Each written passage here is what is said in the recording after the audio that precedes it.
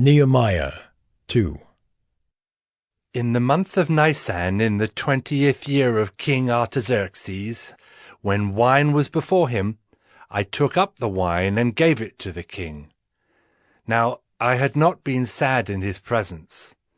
And the king said to me, "Why is your face sad, seeing you are not sick?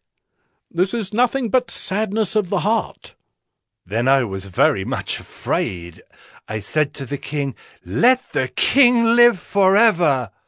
Why should not my face be sad when the city, the place of my father's graves, lies in ruins, and its gates have been destroyed by fire?"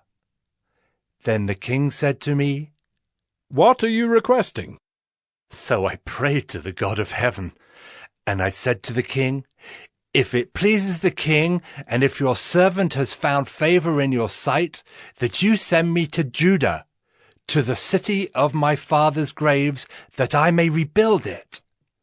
And the king said to me, the queen sitting beside him, "How long will you be gone, and when will you return?"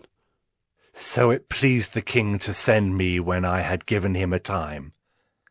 And I said to the king, "If it pleases the king, let letters be given me to the governors of the province beyond the river, that they may let me pass through until I come to Judah, and a letter to Asaph, the keeper of the king's forest, that he may give me timber to make beams for the gates of the fortress of the temple, and for the wall of the city, and for the house that I shall occupy." And the king granted me what I asked, for the good hand of my God was upon me. Then I came to the governors of the province beyond the river, and gave them the king's letters.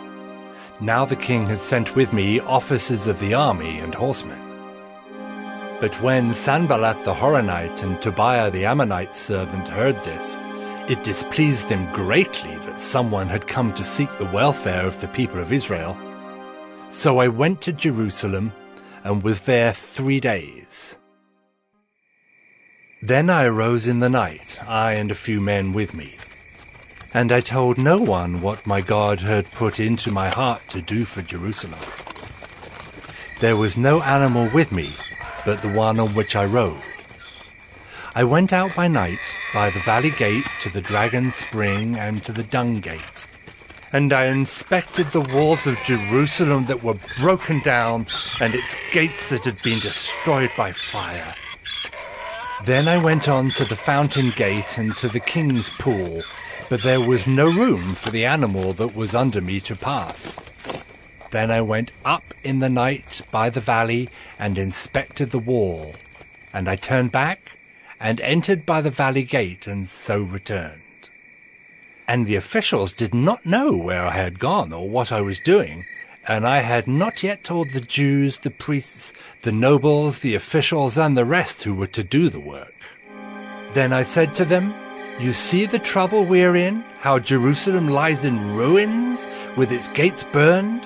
Come, let us build the wall of Jerusalem, that we may no longer suffer derision."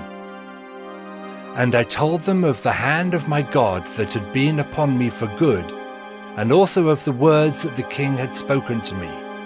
And they said, "Let us rise up and build." So they strengthened their hands for the good work. But when Sanballat the Horonite and Tobiah the Ammonite servant and Geshem the Arab heard of it, they jeered at us and despised us and said, "What is this thing that you are doing? Are you rebelling against the king?" Then I replied to them, "The God of heaven will make us prosper, and we, his servants, will arise and build.